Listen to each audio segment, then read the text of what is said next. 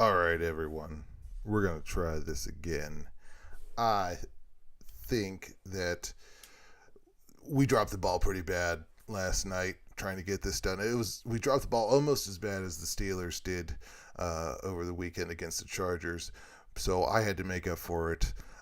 Blau is actually sleeping somewhere this time, probably. So it's a solo bente me tonight, and you guys are probably gonna hate it since it's just me. That's all right. Turn this off if you don't like it. You can frig off if you don't like it. In fact, I'm not gonna turn it off right now. I feel like I owe you guys an episode. Can't go a week without an episode unless it was our bye week, which we did go a week without an episode. So I think I'm just gonna get things started, and we're gonna take a look and see what's going on behind the tool shed. Oh yeah. Welcome to the tool shed. My dreams are to die. Your team's a dumpster fire. Don't even try. You want my homes for a kicker? You're out of your mind. Frig off, buddy. You're wasting my time. Frig off. Take your trade and go. You're the king of bad offers. Thought you should know. Frig off. So come back again. In the tool shed, we're all tools, my friend.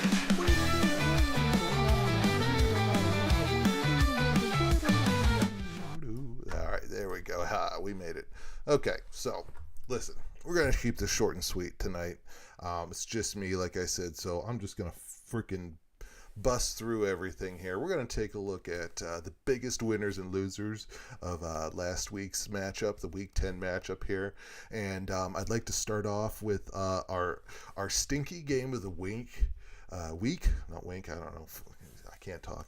Our stinky game of the week happened to be against Tony versus the Lone Rangers and Sean. Listen, this wasn't a very very high scoring game. It came down to being 104 points for Tony versus 102.15 points for Sean there, and it was just what a boring matchup. Tony still solidifies his place in the playoffs for the moment, I guess, if you could say it that way. The Lone Rangers just could not get it done with Daniel Jones. His second highest scoring players, somebody named who was it? Where'd he go? Parker Washington. Like who the hell is that guy? I didn't know he existed. And yeah, it just wasn't enough. J.K. Dobbins for Denver didn't do very well, and Justin Jefferson did not have a good game because J.J. McCarthy. Sorry, J.J. to say this, our J.J. to say this to about your J.J. Just didn't do very well against Baltimore in his first game back, and just couldn't find Justin Jefferson. Who was projected to get around 20 points and only got 7. So the stinky game of the week, which we thought was going to be a stinky game, it lived up to the stinkiness. Tony came away with the win, though. He's currently in 6th place now with that win. So good job, Tony, for sticking to your name, the Ultimate Stinkers, and really keeping it stinky. Our next game. This was a throttling. Drew with the Wade Boggs style team just handed it to Trev at illegal touching. Trev doesn't even have on his top 3 players, doesn't even have his quarterback as a top 3. So that's a big deal when your top 3 scoring players is not a quarterback. That's not a good sign. That's not a good winning sign. So that just happened to be because he played Justin Fields. Oh my god, that was a terrible decision. I tried to tell him a while ago, but didn't listen. I mean, he should listen to me. He should have traded me Drake London when I asked him to, but now he's in 7th place right now because of it. Lost pretty big to Drew. Drew coming away with 171 points. I'm pretty sure his kicker scored a touchdown somehow. It is ridiculous. really though, if you look at it, his defense scored -1 points, and he still got 171 points total. So that is wild. Jahmyr Gibbs with a big 40-point day. Still not the highest scoring running back in the league. We'll get to him. But Drake May is being a good stud out there in New England, and Travion Henderson just really stepping up for New England.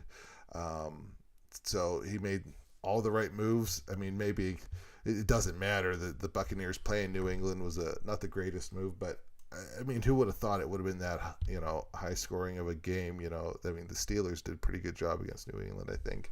So that's not like they're some juggernaut, but Trev, running with R.J. Harvey did not have a good game. Denver versus the Las Vegas there. James Cook underperformed about half of his total projected. Drake London he's a baller for sure, but there's Troy Franklin. He's got too many Denver players on his team, because he's got R.J. Harvey, Troy Franklin, and Will Lutz, the kicker. Come on, watch out. I didn't think the Denver Broncos was the team to put that many stock of players in. But, to each their own. I mean, that's why you're at 116 points total. So you lost that one. You're the stinker of that one. Loser. Drew is the winner of that one. All right, so let's keep going here. Let's make this quick. Boy. Taylor Gang, Petrin, just beating a dead horse, really. Saquon, that's his. Oh, geez. This really comes down to Billy drafted Saquon Barkley out of order.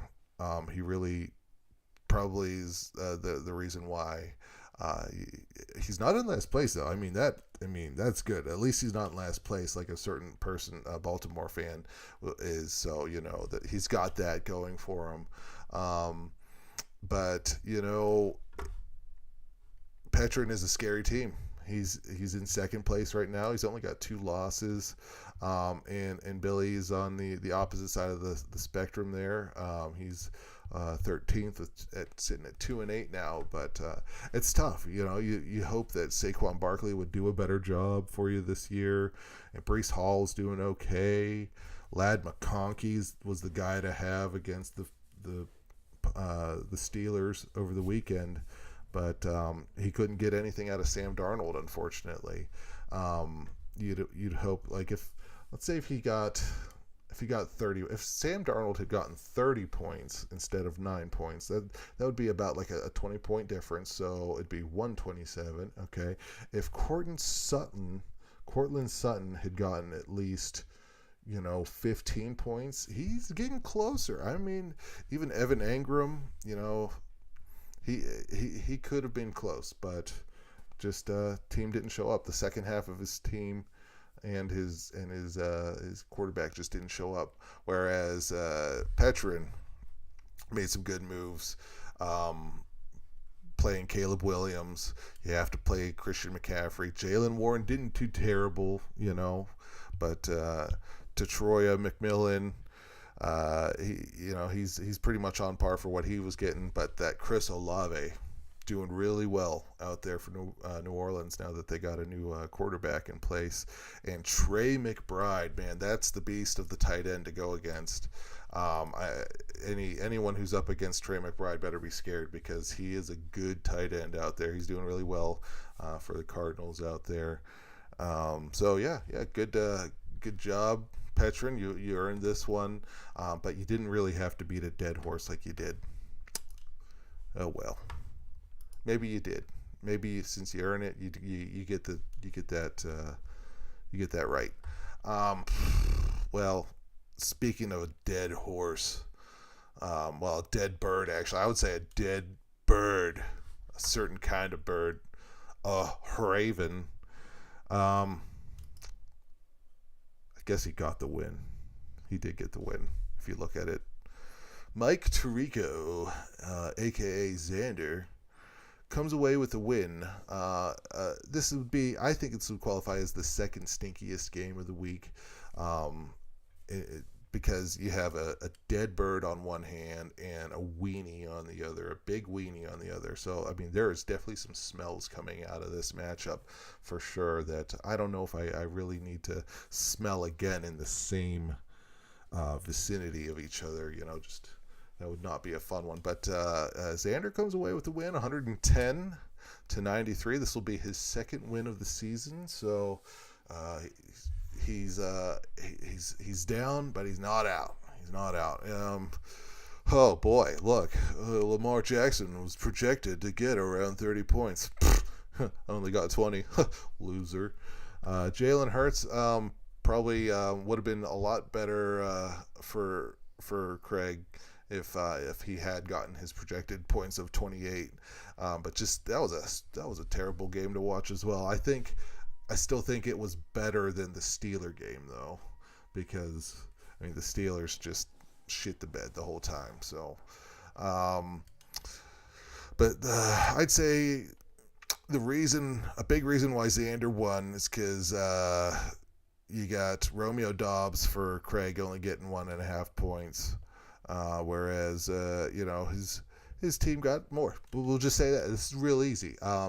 When you get more points than the other team, you win, and that's probably the biggest factor of why he won, because he got more points somehow. All right, moving on. Look at Billy top, Trevin bottom, Gage eking out a win against Riggin Riggs Anthony. Oh, Riggin Riggs. I have to say that his name change probably hasn't helped him too much this time around. I don't know who told him to do that, but it just hasn't really done much for him. But Gage is sitting over there, sitting pretty with Jared Goff, just doing really well, balling for Detroit. Genty has finally come around. Alvin Kamara finally did something, I guess. So that's good. But AJ Brown, on the other hand, just is trash. I think I even read a thing where he said, "If you own me in fantasy, drop me." So I think he said that, but this is from a source online, so I don't freaking know. I don't do my due diligence in this. So, but Rome Odunze from Chicago Bears, 20 points. Good on you for that. Here's the kicker. Well, not the kicker. Here's the bad part for Gage here. Dalton Kincaid, he got hurt. He did not do well, but he's got a hamstring. He pulled a hammy. So we'll see if he'll be able to make it again for the next week's game. Keenan Allen was not the receiver to have for the Chargers against the Steelers for some reason. We all thought that any wide receiver, first, second, or third string would be a good pick against the Steelers, but apparently not in this case. So, but Anthony, you went all in with Baker Mayfield, and that was the good choice. But you were stymied with Tyrone Tracy, DK Metcalf, Rashad Bateman. Well, I mean, you should have known better for Rashad Bateman. We've been telling you Baltimore receivers are terrible. But Juwan Johnson, I tried to pick him up last week when you must have got him before I did. But then the 49ers getting you -5 points. That's what really killed you. If you would have gotten, at least, five actual points, I think would have been better, because so if you go -5, if you go up to 0, you would have had 105 points, and then you get 5 more points. Now you need 10. I don't know. That's too much math for me at this point. It's 9:00 at night. I don't know. Whatever. But the long story short, Anthony, you lost. You're the stinker of the game in that particular scenario. Okay. All right. I like to go over another big matchup here. This was a Titan matchup.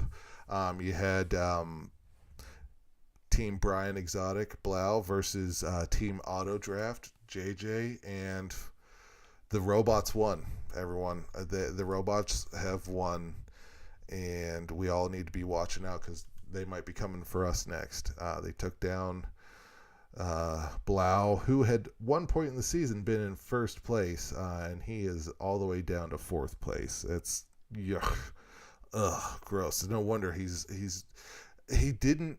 Blau isn't sleeping. He's been knocked out ever since. He got knocked out by Team Auto Draft. Even Auto Draft though, questionable QB play with Michael Penix. Only getting less than 15 points, but here's where he made up for it. Frickin' Jonathan Taylor going 54.6 points. That is unbelievable. It's wild to see a running back get 40 points, and this dude's getting almost 15 more than 40. That is just ridiculous. He was really a big reason, the main reason, because you look across the board. Blau played Devon Achane, whatever. He got 44.5 points. So like he almost, he did his best to try and match him there, but past that, I say playing Michael Penix and only getting 15 points was bad. Blau playing Jordan Love for Green Bay, only getting 9.6 points. Ugh, man, what a dumb move. This team stinks. Jordan Love stinks, I think is how you would say that. But then also Garrett Wilson got hurt and put up zeros, a big goose egg for that. So that doesn't help. He definitely could have used a lot more points to win, and he didn't get those points. I don't really think there's much he could have done. He could have played Tyler Algier from Atlanta, the running back, got 17 points. That would have got him closer for sure, but still wouldn't have been enough to beat him. And then Alec Pierce, if he would have put Alec Pierce in for Michael Pittman, that might have been it. That could have been it to seal the win. There's some numbers, because Alec Pierce got 18 points. So if you get 18 plus 17, that's like 35 points difference. Nope, I don't think it's not gonna win. He lost it. No worries. Blau comes away with the loss, down to fourth place. JJ increases to third place. All right, finally. I've been saving the best for last, you guys. I really have, because I want to take this opportunity to really spoil some fun. And Royal really spoil the joy of painting. It's not. I don't think he was having a good week of painting with this, because not only I just blew him out. I think I blew him out by 50 points here. He didn't even make it to 100 points. This was sad. This was a sad debacle. Now he thought he was going to be slick. Jimmy thought he was going to be slick and play Bam Knight at his number 2 running back, because he's like, that's a pretty cool name. I assume this is what he said. Bam Knight, that's a pretty awesome name if you think about it. I mean, Bam Knight. It sounds like some type of wrestler or a superhero or something. So I was like, I'll tell you what, I'm gonna play Emery Demercado, who both of those guys were vying for the prime running back slot for the Arizona Cardinals. And guess who came away with the better matchup? I did. Boom. Juwan Jennings versus Jalen Waddle. All right, he had me on that by 2 points. He did. Emeka Egbuka versus his Wan'Dale Robinson. Yeah, there it is. 24 for Emeka Egbuka, 12 for Wan'Dale Robinson. Oh, yes. Take that. Theo Johnson, my tight end, versus TJ Hawkinson. I don't know. Maybe 14 points for Theo Johnson. How many points did TJ Hawkinson have? 2.8. Not gonna win. All right, you might have me with Quentin Johnson versus Jordy Addison. Quentin Johnson taking 9.2 points and Jordy Addison taking 6.5. Whatever. So what? defense is where it's at. Look at this. Seahawks. My Seahawks going 23 freaking points against Arizona. And the Lions versus Washington only getting 4 points. That's not going to get you a win this week, is it? It is not. And then Cam Dicker, the kicker, he might have had a little bit of a doinky dinker against the Steelers, but he still came away with 13 points. Jason Myers for Seattle actually did a pretty good job too. He got 15 points. So but if you look at this is the closest part of it here. If we look at our quarterbacks, he had Justin Herbert, and you thought Justin Herbert is going to just roll over. Well, I mean, they still got the win, but I guess he got 18 points out of Justin Herbert. Our JJ was probably not too happy with Vikings JJ because Vikings JJ only got 19.2 points, so I still beat out in the QB race there, and I came away with 146.9 points to Jimmy's 97.2. Boom! Take that, Jimmy. I'm playing spoiler. I have moved up into the 11th spot, and don't count me out. All right, let's go through what's going to come up this coming week. I'll do this one real quick. We'll just do this real quick here. I'm going to do my picks. You agree or disagree with them. Turn it off right now if you want. I don't give a frig. Anyway, we got the Lone Rangers versus the Joy of Painting. Lone Rangers looking at 108 points versus the Joy of Paintings 112 points. I think Jimmy's going to try and bounce back from this. I think he's going to be pissed off. And also Sean's rolling with P. Mahomes, so Patty Mahomes. So I'm gonna have to go with Jimmy on this one. I might have, hopefully, he can bring the joy of painting back, put the joy back into painting, and take the win this week here against Sean. Then you have a big one here. You have Wade Boggs style versus Ultimate Stinkers. Can the Ultimate Stinkers spread their stink to Wade Boggs style? Who's sitting in first place, by the way?